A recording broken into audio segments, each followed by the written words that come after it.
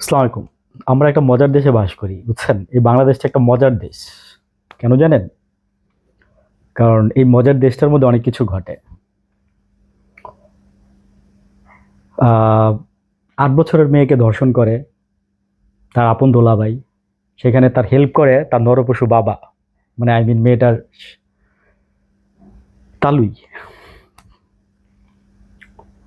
তো সবাই বলতেছে যে ধর্ষকের শাস্তি জনসম্মুখে হইলে এগুলো আর বাংলাদেশে হবে না। আসলে কথাটা কিন্তু সত্যি।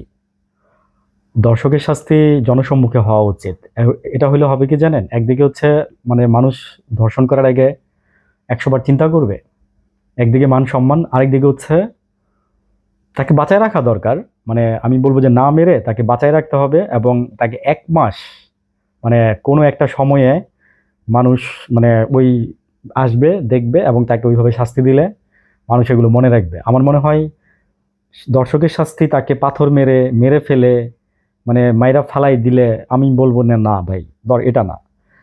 দর্শকের শাস্তি হবে তাকে মানে ১ মাস ১৫ দিন যাবত তাকে একটা নির্দিষ্ট সময়ে এনে তাকে মনে করেন যে শাস্তি দিবেন এবং লাস্টে মনে করেন যে যাবজ্জীবন দিয়ে বা ফাঁসিতে ঝুলায় তার মৃত্যু নিশ্চিত করবেন।